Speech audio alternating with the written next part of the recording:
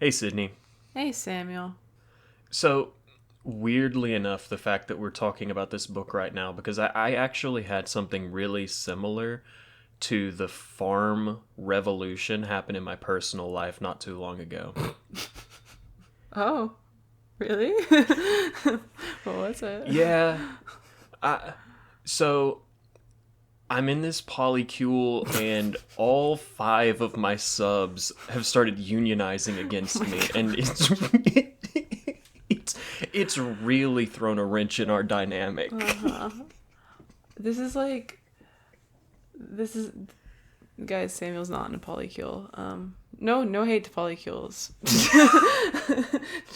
Just, I'm just saying, if you are in a polycule, watch out. Those bitches will they'll unionize. unionize. No, actually, though, support unionization of subs. Thank you.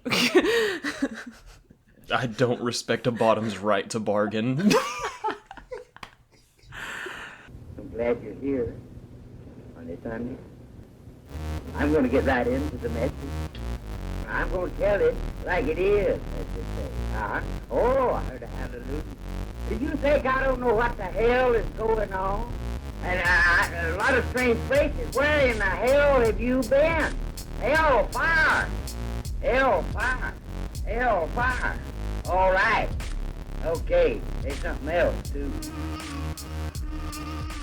Hello, and welcome to the Satire Fire. I'm Sydney. And I'm Samuel. And we're back for week 3 of talking about the USSR. Cheers. You know that's right. I'll insert the USSR national anthem as you're saying that. No, we're back for week 3 of talking about Animal Farm by George Orwell. If you are here for the first time ever, welcome. Wrong episode to choose, but that's fine. I don't know if we get to make that call. We'll have to come up with a spreadsheet that's like, what's the best place to start? Episode 1 and episode 26. Those are the only ones you should start at. Actually, I wonder what the best regular listeners. I don't know why you guys never DM us, haters. No, I'm just kidding. But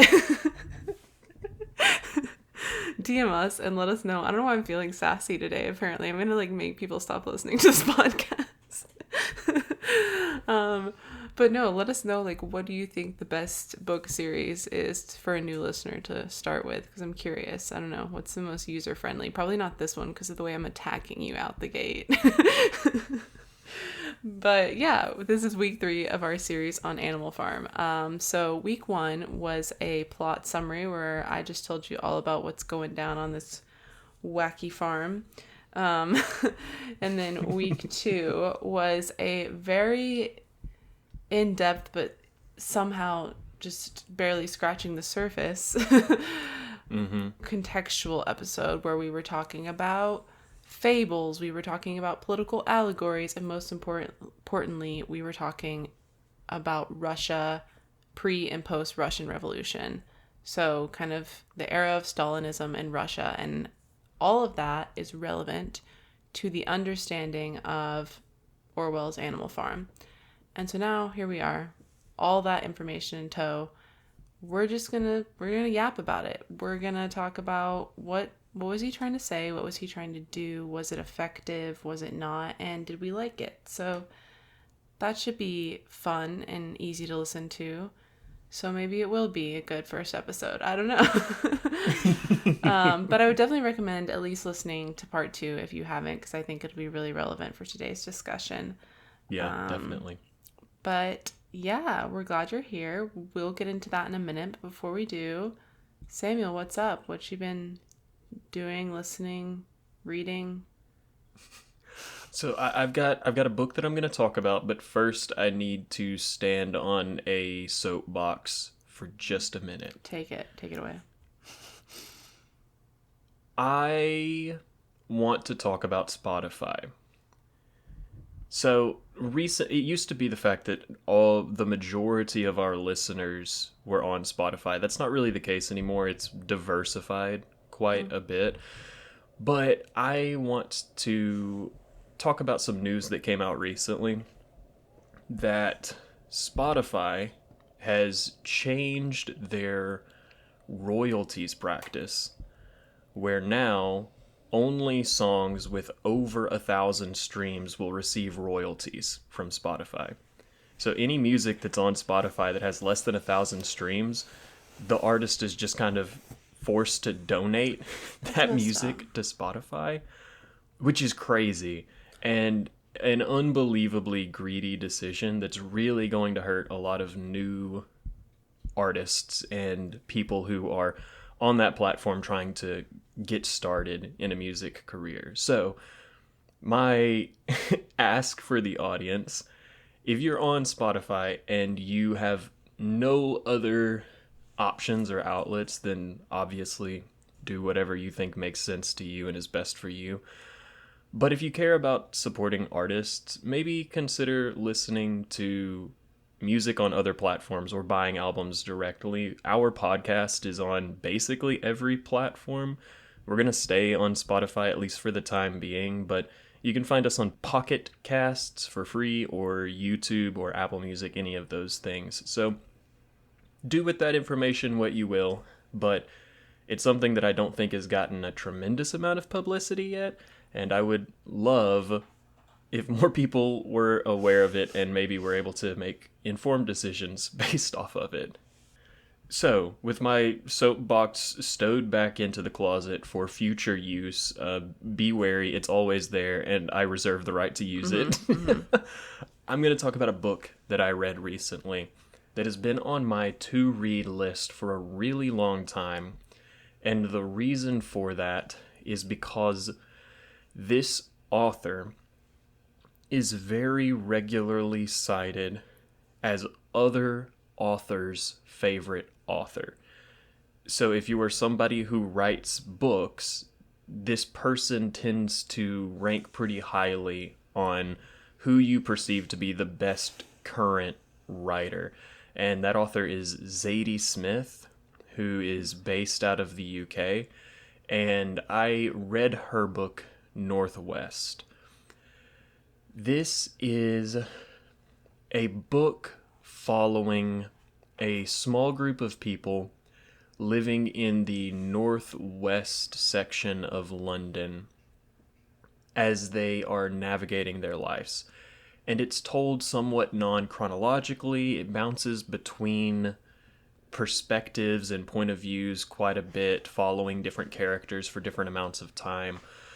But all of it is kind of revolving around the way these people are navigating their lives in this city, in this period of time, in the social classes that they have found themselves in. I won't get too much into the plot because I think the plot is interesting, but it's not necessarily all that relevant to the story that it's telling, in the sense that it carries the story along, but I think that you're meant more to relate to the characters and have that give you the meaning in the book. And it's tough for me to give like a summary that would do justice to the characterization that's taking place. But while I think you can take a lot out of the book, I feel like the main question it's trying to make you ask is, what determines the way in which a person's life turns out? Is it based purely on hard work, and the more you put into life, the more you're going to get out of it, and the less you put into it, the worse your life is going to be? Is it based purely on random chance, and the position that you find yourself in was always entirely outside of your control? It was almost determined before you were born, and nothing that you do is ever going to make a meaningful difference in the way your life turns out? Or is it maybe something in the middle, or some combination, and what kind of a combination? And it's got different characters who fall on different points along that spectrum in their own personal attempts at trying to answer that question. And I don't know if the book necessarily has an answer. I would want to read it again to see if I picked up more, but I think that it is more interested in making you ask the question and making you come to a determination within yourself of how you think the world is structured. And I found it really, really good. I found it very moving. I think the characters are very well constructed and they're very believable characters. And they very much carry the book. And then it also has some really interesting ways in which it plays with the form of the novel, where it inserts sections that are just poetry or sections that are constructed on the page in a way that it makes an image, or in the back half there's an entire part of the novel that breaks from the traditional form of several pages worth of chapters, and instead the chapters are just like one paragraph long, and all of them are a vignette into this person's life as they're growing up and what has kind of pushed them in various directions to become who they are, as like a backstory into one of the characters that you've already been introduced to.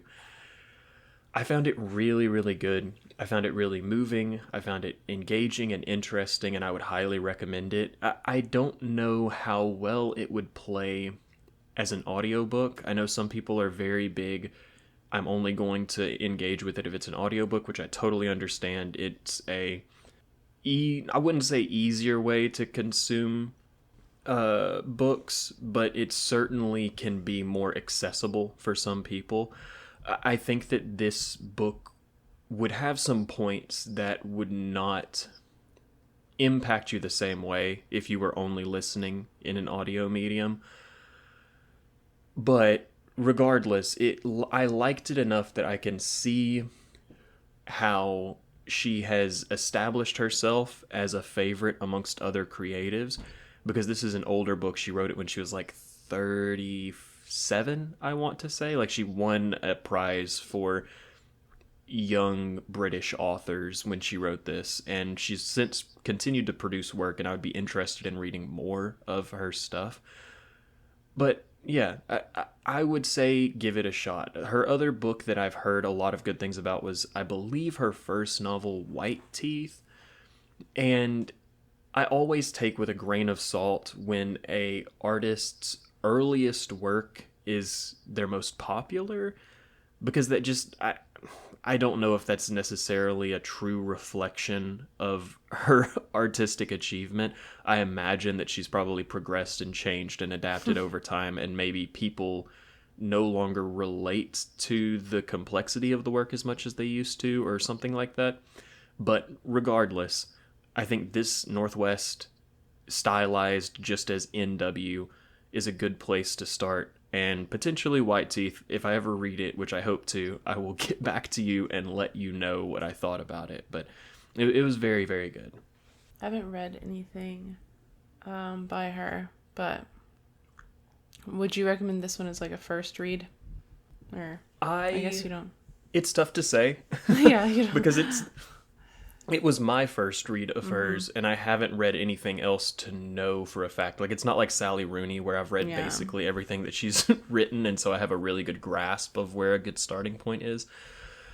I did not have an issue with having it as a starting point, and I think that it is good for relatively quickly you will know if you like it or not. Mm-hmm. And I think that potentially the style with which she writes could be off-putting to some people, because I know that you've talked in the past about how some books, the lack of punctuation or the lack of attributing quotes to specific people can give you a tough time with enjoying a book.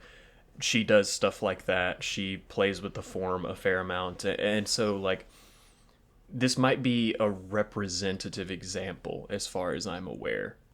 Okay. But what about you? Have you been doing or reading or watching anything that you would like to talk about? Yeah, I have been listening to the audiobook of a book.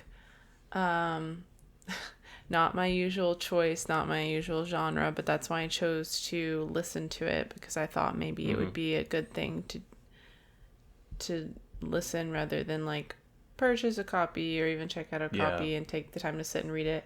But I am listening to an Emily Henry book because I wanted to see what all the hype was about. I've never read an Emily Henry book, and I'm honestly not really a romance genre person. I understand the appeal of a romance novel.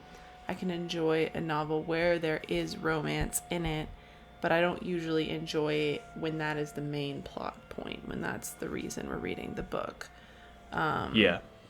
And so I just don't really read this kind of book in general, and that's why I haven't really read Emily Henry, but I wanted to try because I've heard that it's good. I don't know, they're popular. So I've been listening to Beach Read, which is about it's about this woman. She's a writer, and she writes romance novels, and she's gone through some personal tragedies and shocks in her life, and so she's really like having writer's block. She can't really write about happy endings because she's not having one right now. And so she kind of goes away to a beach town in Michigan and she ends up next door to her college rival, and he is also a writer, and he writes literary fiction, and she's always felt like they both had bestsellers the year before, like were top 15 New York Times bestsellers, both of them. But she's always felt like he doesn't take her seriously because of the type of book she writes. Anyways, and they both are experiencing some struggle with their current writing projects. And so they end up making kind of a bet, like a pact. And he's going to write a romance novel and she's going to write a literary fiction novel. Okay. So that's the plot of the book. Interesting plot. What I'll say is like, and I just don't know if I'm a good person to be reviewing this book, honestly. Like I because I don't have a lot to compare it to. It does seem like it's better than some of the other romance novels I've read in terms of writing. Okay. It is, I like one part about it is that you're really getting to read about the writing process that she's taking as she goes to like write this literary fiction novel. And that's interesting. And like, I like the stuff, like I like the book within a book aspect, and that it's all about like their writers, their writing. But in general, it's just not like, it's not for me still. And that's okay. But I mean, I'm enjoying it. Like I'm enjoying listening to it. It's fun. I would say that the romance is still like my least favorite part of it. So yeah, I don't know. I'm not completely finished, but I'm pretty close. So would I recommend Emily Henry? Maybe if you like romance. And I feel like that's what I should have just like going into it. But I knew this going into it, that I very much might be like, eh. And that is how I feel. But I don't think it's bad. Like I don't think it's a bad book. I don't know. I was sitting here thinking, I wonder what the romance fan consensus would be of what's the best author to get interested in romance, like what's the best starting point. And I realized it might be Sally Rooney. Because I think that Sally Rooney really straddles that line of writing romantic books that are still very literarily minded. But if you are a romance fan out there and you think that I'm unbelievably wrong and have a better answer, let me know, because romance is not something that I've spent much, that's not really a section of the bookstore that I browse very often, and I'm willing to read anything. I like reading stuff. I'll give anything a shot. Yeah, I don't know. I mean, when I was in high school, I read several like YA romance books, and when I was in middle school, I'm sure a lot of you listeners out there, especially if you were a middle school girl at any point, will remember Sarah Dessen. I read so many Sarah Dessen books. I would check them out from the library. If you know, you know. If you don't, you don't. And also do you guys remember Eleanor and Park? That was like so popular when I was in high school. Ooh, and then like, The Fault in Our Stars and like all the I definitely read John Green books. And so I feel like I read a lot of stuff like that. I also went through a phase where I tried to read several Nicholas Sparks novels because I was like, I should. And the thing is, like, because you were a girl who read. Because I was a girl who read. Yeah. It's just that when it comes down to it, like, I love a romantic story, but I think I just don't like a romance, especially because it's so, like, there's a meet cute, there's, like, it's the same formula every time, and there's, like, cringy, cheesy stuff every time, and then there's, like, conflict, and will they or won't they, and then there's the happy ending, and it's just, like, I can't with that formula. I'm not saying it's a bad formula. Clearly it works. But like... Yeah. I mean, I feel like that's the case with basically every genre. Like, every genre has the formula. And I think that that's part of the reason why fans of the genre like the genre. Because I went to a writers conference kind of thing not too long ago. And the keynote speaker was somebody who has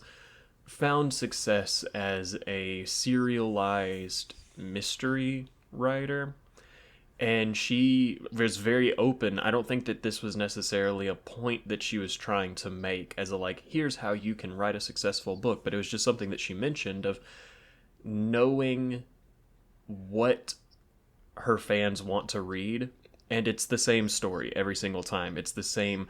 You get this far into the story and then there's a twist. You get this far into the story and there's a red herring. You get this far into the story and you introduce a bad guy or like whatever it is. Yeah. And like I said, she's very successful doing that because I think that she is writing in a way that everybody who likes her books can pick up every single one of her books and go, I will like this because it's the same as every other book. Anyways, with that, let's talk about satire, and let's talk about our formulate genre of choice. Yeah, which some people really hate satire. That's it's like teach their own. So, but yeah, let's talk about Animal Farm. So I was thinking that we could just start with the obvious, which is like, what is this book about? What's it trying to say? And so I'll give you the mic since I talked so much the past couple weeks. What do you think are kind of the main things that you garnered from this book? So the project that this book is setting out on and the intention behind it is very much to take a somewhat complicated historical event and distill it down to the point that even a kid could understand what the message is. Like, if you're unfamiliar with the Russian Revolution and the Civil War and all of this stuff, if you're unfamiliar with the dynamic between capitalism and socialism, and you are uneducated when it comes to social classes and the struggles between those and stuff like that, you could sit down and read a lot of historical books and garner some information and an understanding that would allow you to competently and confidently discuss those things and come to an opinion on them. But what Orwell has done with Animal Farm is take all of that information and boil it down to the simplest point of understanding, which is pigs are bad, sheep are bad, horses can be bad, and giving you these easy icons with very understandable and relatable tropes that they're fitting into, and then allowing for the message to be forefront. Because if you don't have to take the time to understand the history, if you don't have to take the time to unravel complicated characters and complicated plots, then it makes it that much easier to understand what the whole thing is about. Like, it's very... If a song has a really catchy hook and a really catchy chorus that it repeats, you can very quickly figure out what the song is about because it's just giving it to you. Like, it's serving it up on a silver platter. Here you go. Here's what the song is about. And that's what I think that Animal Farm, in the way that 1984 is much more of a experimental song or an indie song or something like that, Animal Farm is George Orwell's pop song of here is what I'm saying and it's easy for you to consume. I think so actually, like, a couple, and we'll get to this when we play our game later, but a couple critiques I saw of this book consistently were that, one, it's overly simplistic. It's like, why did you distill a complex century of history in a country down to this? Yeah. I mean, he is just some English guy. Like, like, he wasn't there. So, yeah. I don't know. And then another critique I saw is that it was, like, just too obvious satire. Like, people are like, this is just, like, too in your face. Yeah. Which I think that one, the first critique I wanted to talk about a little bit, but the second critique I think is just maybe a personal preference issue, honestly. Like, yeah. If you don't like really obvious satire, that's okay. Like, I mean, it's okay. Like, it actually, even if you don't know anything, like you just said, I agree. Like, even if you don't know anything about Russia or communism or Stalinism or totalitarianism, you can read this book and kind of get a message from it very, very, very easily. Yeah. And if you want to put more, like, critical thinking into your reading than that, I guess fair. Then read 1984. Then read 1984, yeah. And so I agree with you, and I think it's pretty clear that the message of this book is a critique of tyranny, but there's one thing that's, like, so lost. Another thing we're going to talk about in our game later is that so many people see it as a critique of communism, and that's something I want to talk about, because I'm like, is this his fault? Like, did he do something wrong to not get his message across in the way, or is it people's fault for not? I think that, so this would be my interpretation of the failure of interpretation when it comes to this book. And so I could be very wrong. I would want to maybe talk to someone who didn't get it in order to see where the misfirings are happening. But I feel as though part of the problem is that history is messy.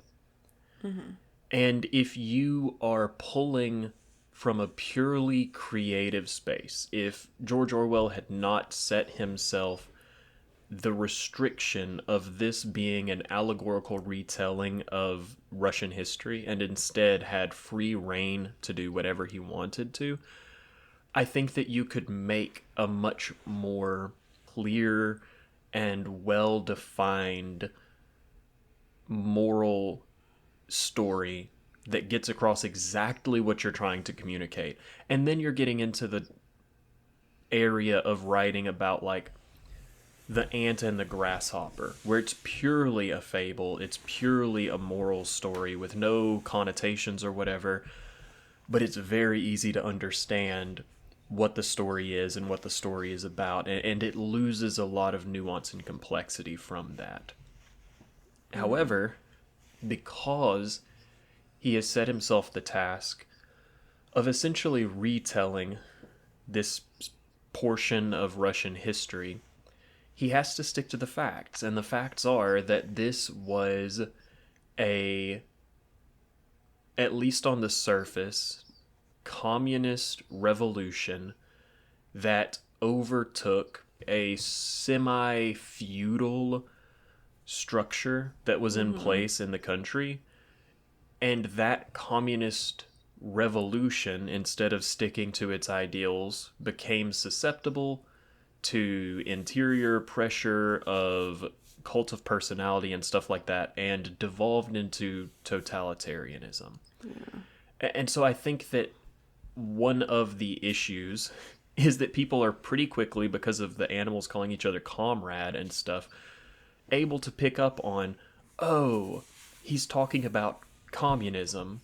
Mm-hmm. But then people are unable to divorce the ideas of communism and totalitarianism as different things, where one of them is a mode of government and one of them is a mode of production and economy and stuff like that. And I just think that they've become so interlinked for some people that they see a critique of totalitarianism and they then say, oh, they're talking negatively about communism. When in reality, the issues that are at play is the totalitarian government that was in charge and the control that it was taking and the suppression that was happening. And it just so happens that that was happening in a communist regime, or allegedly communist regime. Because you could do the same thing, you could write the same book, except to do it about Nazis, and then it's a capitalist structure that's telling the same story of totalitarianism. But he didn't. And so I think that, yeah, I don't know that there's anything George Orwell could have done in the writing of this book outside of completely restructuring it or being entirely unfaithful to history that would have made this story any easier to understand, because I find it pretty easy to understand as it is. I think that the failing comes from either public understanding or public education around the topics that it's talking about, and like, what is totalitarianism, what happened in Russia, and stuff like that. So that would be my interpretation of it as to why people sometimes misconstrue the messaging, because it's very similar to 1984 of, on a surface level, it is a book that involves communism, but the communism is not the part that George Orwell had an issue with. Mm-hmm. It was the totalitarianism. Yeah. I think that this book has made me think a lot about, like, especially in Western culture, the demonization of, like, communism and socialism and how ingrained that is into society. Mm-hmm. And it's unfortunate that, like, this idea for a government system became like the not the original, but like the major socialist experiments that we know about. Mm-hmm. You know, didn't go well. Like the initial ones, the ones that we hear about, like Stalin's Russia and Cuba, and no, but like Mao's China. Yeah, like the ones that we hear about didn't go well, but those government systems didn't stay with the roots or the definition of communism or socialism. They became totalitarianism, and so we, not me specifically, but Americans, like, grew up, some people grew up in like a Red Scare era America, where the USSR was like the scariest, worst thing.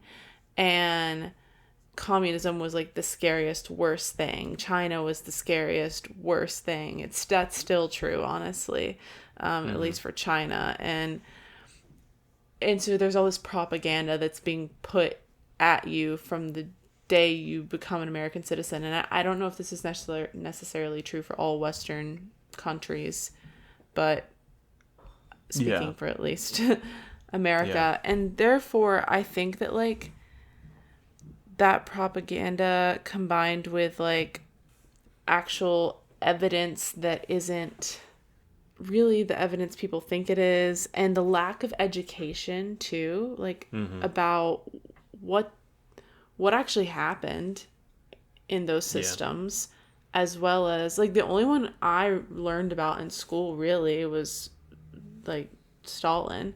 And we didn't learn that much, honestly. Like, no. It wasn't a big topic of conversation. So you didn't get a lot of education about, like, what happened at those points in history, but also about, like, those government systems. And so all that to say is that, like, I think that, like, communism is a dirty word to so many Americans. Yeah. And so it would be very easy to read a book like this and be like, yeah, well, this is a critique of communism because communism bad. Yeah.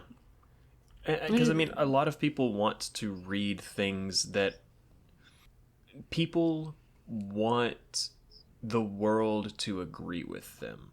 And so I think that if you read something, you are more likely to try and change your interpretation of what you're reading so that the message fits your preconceived notions than you are to read something and internalize what it's saying and potentially allow the message to change what you think about the world.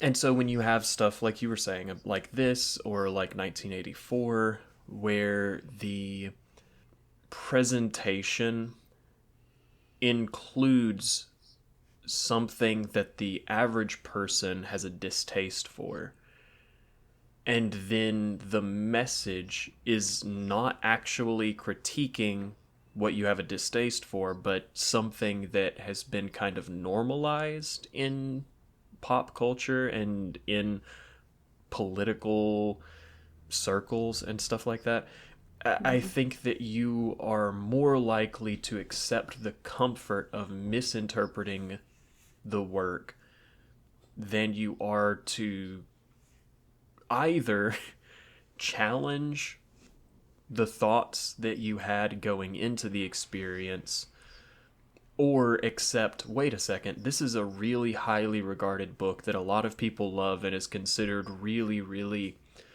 well written and well thought out, and I disagree with it. Because that's uncomfortable. If you are somebody who is anti-vax, it makes you uncomfortable to know that every scientist in the world thinks you're stupid as hell. Because you don't want to be stupid as hell. You want to be right about everything. If you can, I want to be right about everything. And that's something that I've spent a lot of time trying to combat so that I can be a more open and understanding person and can accept and embrace new ideas and changes in the world and stuff like that. But it's way, way more fun and comfortable to just always be right than it is to confront when you're wrong. Yeah, no, that is true. I think that, like, no, I didn't have any more to say about that, actually. I agree with you. So is there anything, I had one other topic I specifically wanted to talk about, but is there anything you wanted to talk about in relation to, like, how well of a job did Orwell do with this? No, I was going to talk in more, like, general terms about how we felt about the book and stuff like that. Okay. So if you have a specific topic, we can go to that. Yeah. My only other topic is, like, what, and this is more so related to who he is, like, what we know about him from both last week, but also more so, actually, from the episode that you did. Episode 3 of the Satire Fire for anyone looking to find it. From what we know about him, like, how do we feel about like him being the person to write this book? I mean, I'm not saying that like if you're not from Russia, you can't write a book about Russia or something like that. That's not really what I'm trying to say. Yeah. But like, how do we feel about like him being the one to be like, all right, let me give you a rundown of why what happened in Russia is bad. I don't know if there could have been a better person to write this book.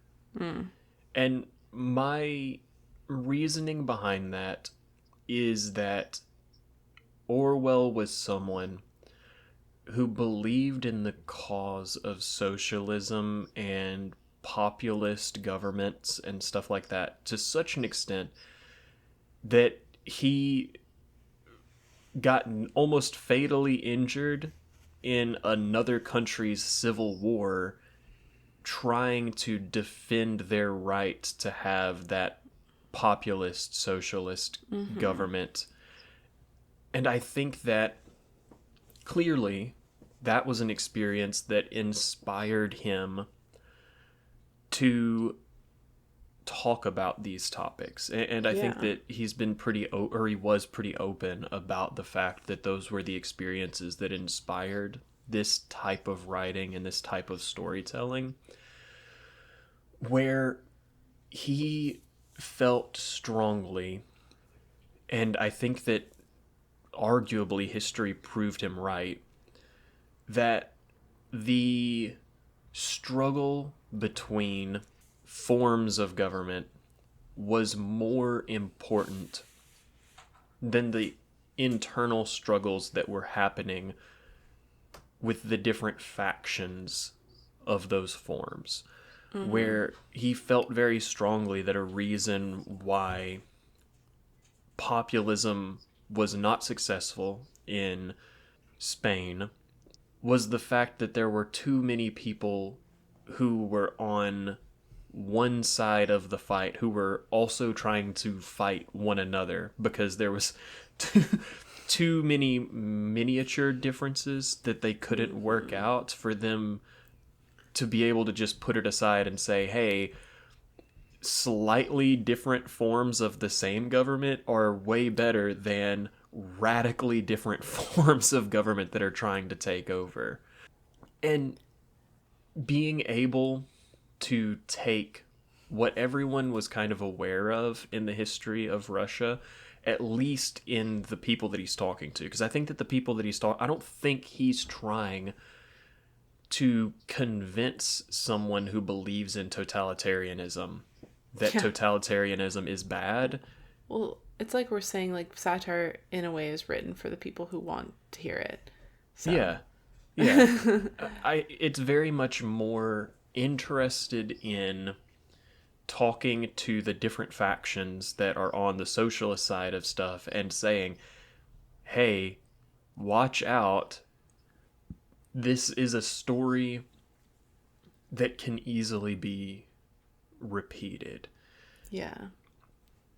And I agree with you where it's like, he's not Russian, but I don't think that he's trying to tell a Russian story.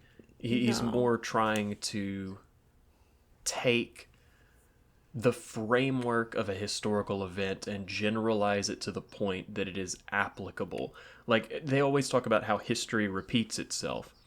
And I think that what he's interested in doing is not writing a historical novel, because he would have just done that, but instead showing you what that repetition takes the form of.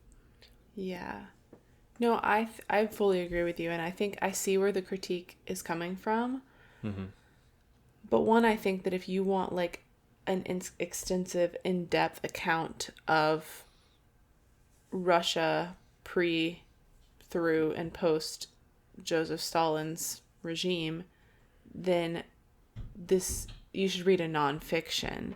And I'm sure there's plenty of excellent books you could read in those regards, and I'm sure some of them are written by Russian authors who have done extensive archival research, and so I think that there's books out there that do that, and that's not at all what he was trying to do. And I No. think that simplifying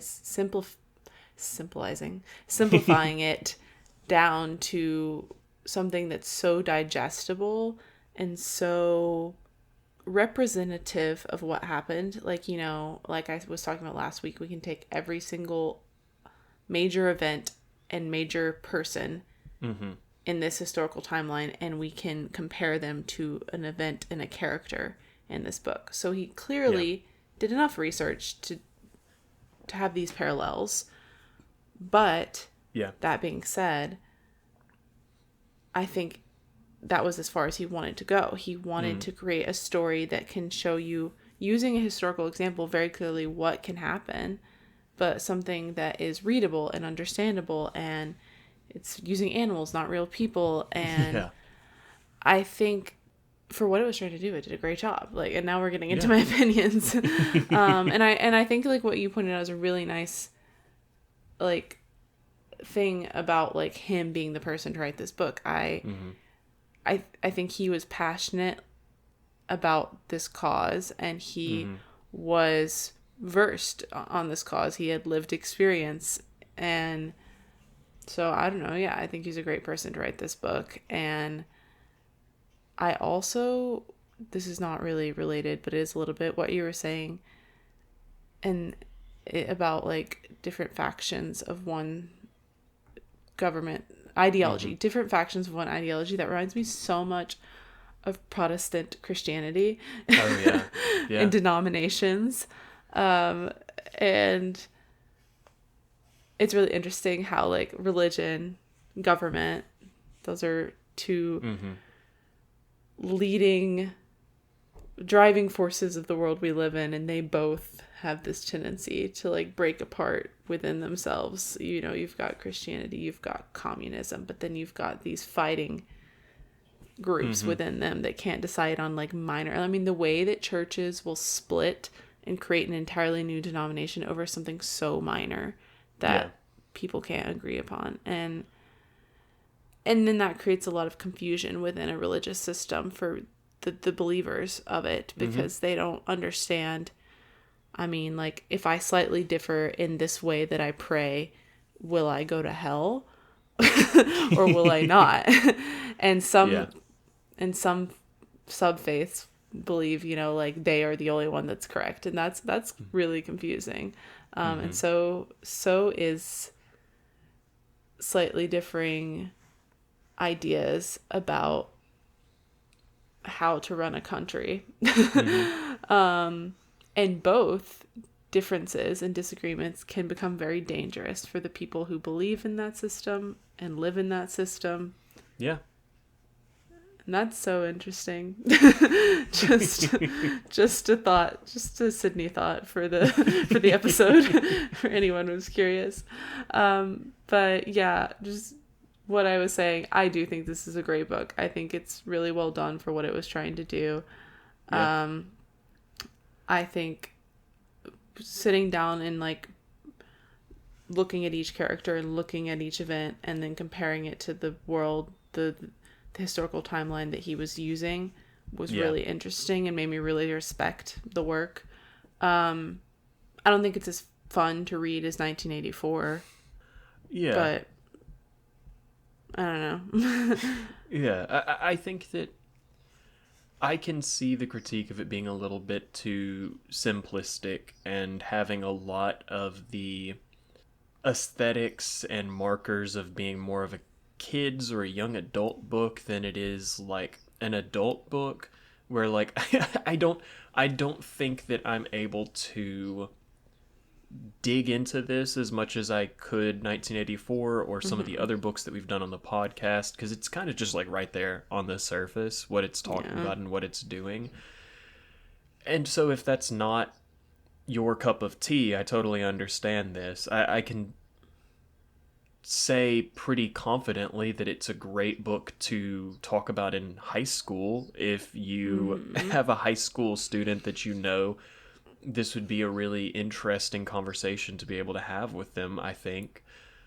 But I don't think that any of those issues are a failing of the book itself. I think that it's really well constructed. It's very tightly created to be able to take that much information and that much history and that much meaning and pack it into as short of a word count as this book has.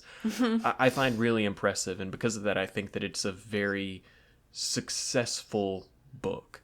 Even if you don't think that it's a good book, which I do, I think that it'd be tough for someone to argue that it is unsuccessful in what it's doing. Mm-hmm. Yeah, I agree. I think also it's not something I want to like reread over and over and keep thinking about. It's not like I said, it's not as literarily interesting as 1984, but solid book and good satire. Definitely. If not, I mean, obvious, but still good. How many stars would you give it? I feel like I've gone back and forth about this a little bit. For me, it's going to be a 4-star book. I think that it is, like I said, very good. I don't find it as good as 1984 or some of the other like perfect books that we've read. And I think that part of that is just a taste thing, but I think that it's very well executed and I like it a lot. Like I said, I think it's a very successful satire. Yeah. I had a hard time because I gave 1984 4 stars. Mm-hmm. And I think that it's a better book.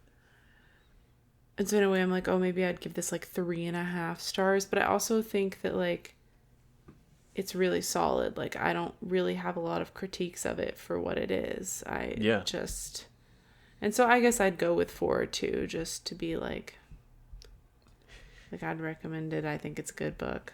Yeah, but okay, let's go through something. New year, first bookmarks of satire. Something we do with all the satirical books we read is we discuss the bookmarks of satire. So these are 5 markers of what makes a book satirical. How satirical is this book? And so we'll just take you through them and say whether or not it does these things. So the first one is humor, and I think it's funny. Definitely, yeah. And then we have irony, and it's yes. I think it's ironic. Yes, and then exaggeration. Clearly, we have animals. Exaggerated in the way that any kid's book would be. Yeah. And then we have ridicule. That's a little bit of a tough one. Uh-huh. Where I think that it is potentially ridiculing the sheep. Mm-hmm. But I don't know if it's necessarily... It's doing some ridiculing of the pigs, but I think it's more interested in wanting the reader to be concerned about the pigs than to see them as wholly ridiculous. So, like, I would be willing to give it the point if you feel strongly about it, but if not, I'm kind of tossed up right now. Do you think it at all was ridiculing Moses, the raven, and the church? I mean, that seems like a stretch, though. I don't think so. No. I think that it's trying maybe to make people who believed Moses seem somewhat ridiculous, but I don't think that Moses as a figure is meant to be taken that lightly. Yeah. I mean, it's like loosely, maybe like a half point or something. It's I'm comfortable with that. Okay. And then it's critiquing for sure. Yeah, so, obviously. So we've got 4.5 out of 5 bookmarks. So that's pretty dang satirical. Hell yeah. And then before we give it our final review, put it in our ranking of satirical novels, what's the best satirical novel of all time, we're going to read some of your reviews. This is a game that we play where we just find some funny, relevant, whatever reviews on whatever platform that we want to look and find them on. So I'm going to send Samuel 2, and then I have 2. Okay.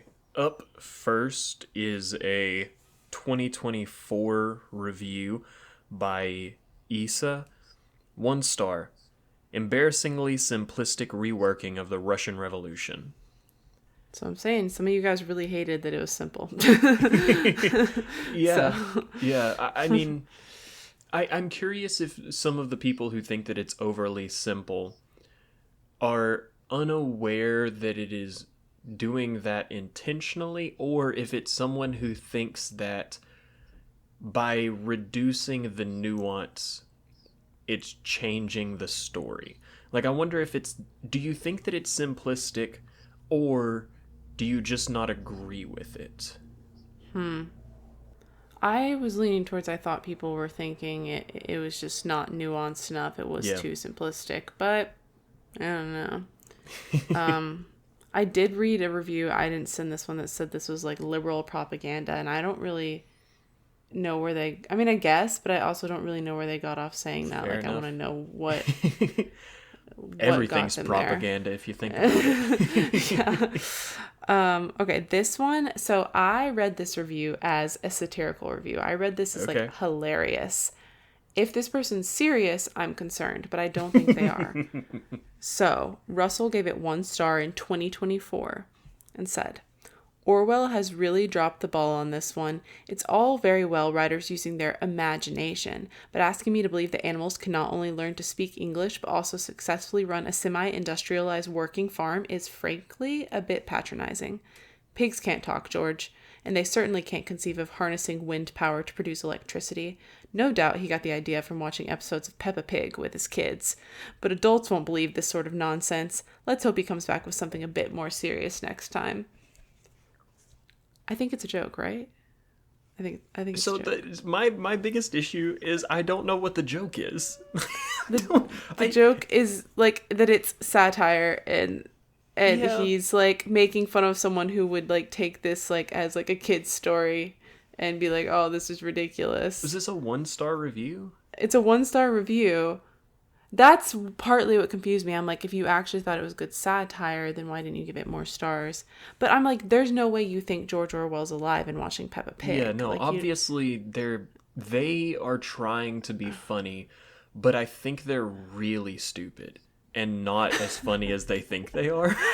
I thought the Peppa Pig comment was funny.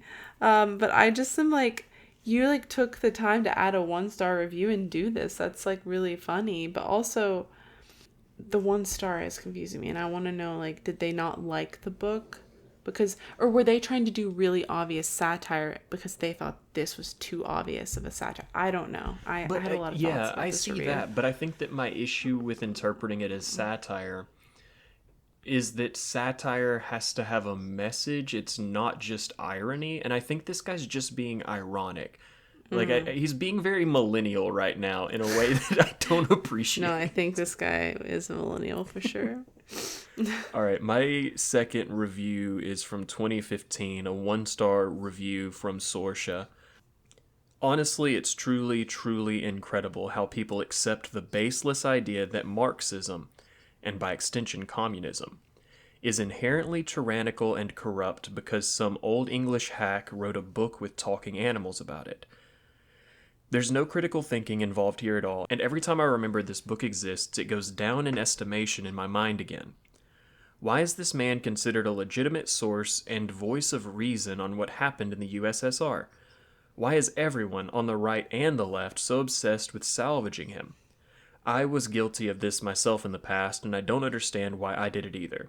Somebody please explain this to me.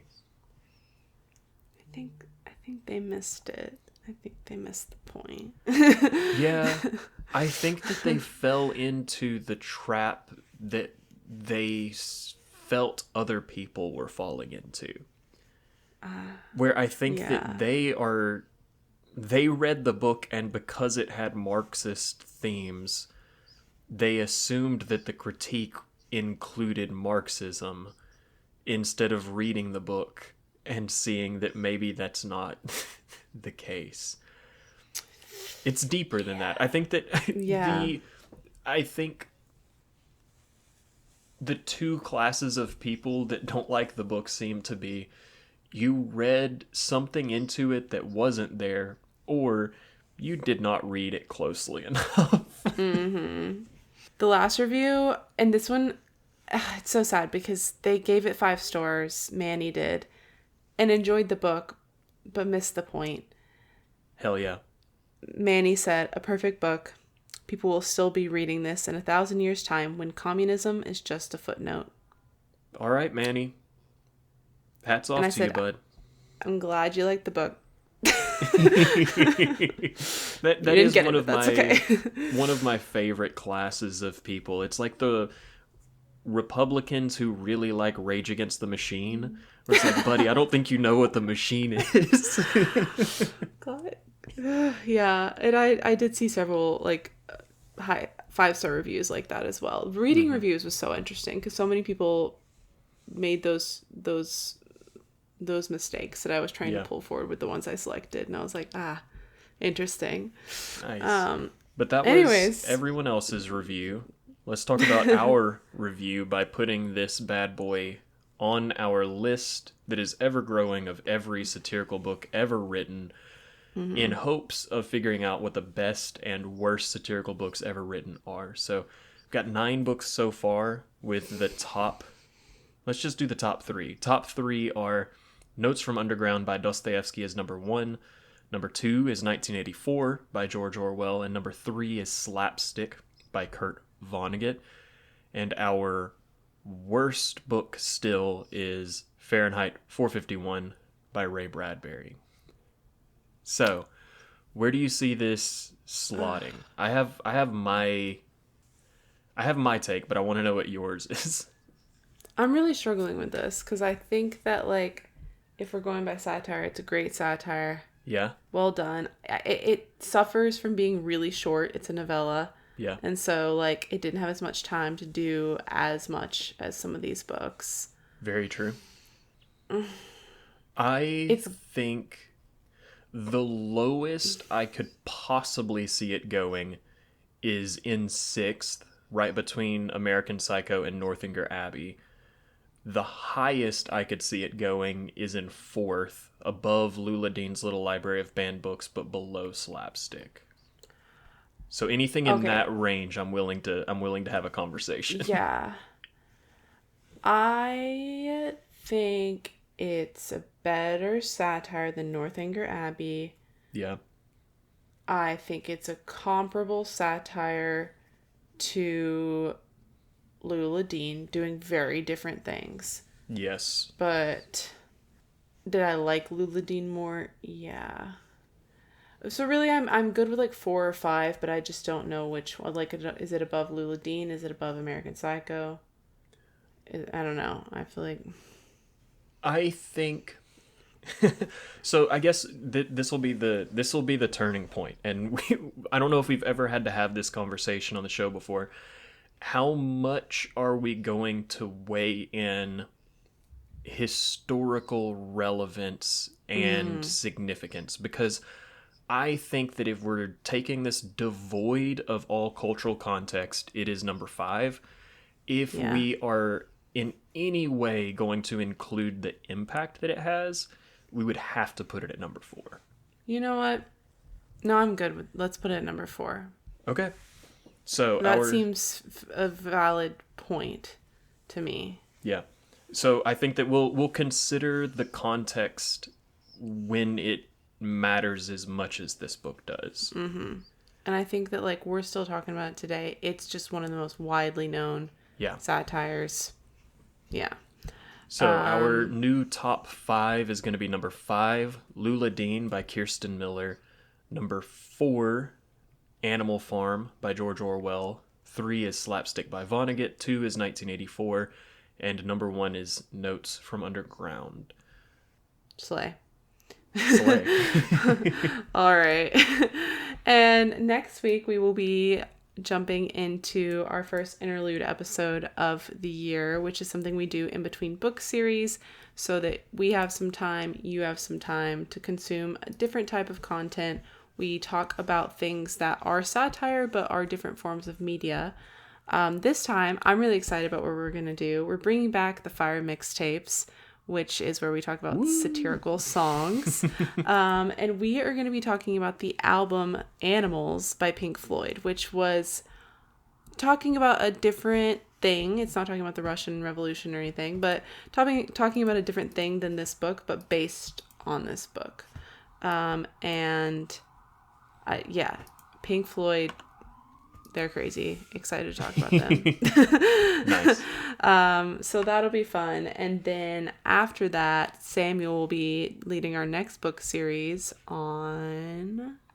Our next series, which will be starting in 2 weeks' time, is going to be Player Piano by Kurt Vonnegut. So I hope that y'all are interested and ready to hear me gush a little bit more about Kurt Vonnegut and us get into talking about automation in the various forms that it has taken over time. I think it's going to be a really interesting and a really good series. So we will get to that in 2 weeks' time. Between now and next Sunday, if you want to find us, we are on Instagram at the Satire Fire Pod, P-O-D, and on TikTok, Blue Sky, and YouTube at the Satire Fire. You can like, you can follow, you can comment, you can DM us, you can subscribe. Whatever you want to do, we appreciate it. We're there. Yeah, and like Sydney said, thanks so much for listening. Be sure to tell a friend about our show. Our intro and outro are remixes of the song 48 by Cullah, and we will be incredibly excited to see you back here next week to talk some more music. Yeah. As always, support your local library. This has been the Satire Fire. I'm Sydney. And I'm Samuel. Bye. Bye. I just about come to the end of the road. Here, I've just about lost patience with you people. You get your ass out into the mountains or someplace or hide in there and watch that damn tube. But if not, fuck it. I'm done. In fact, my sermon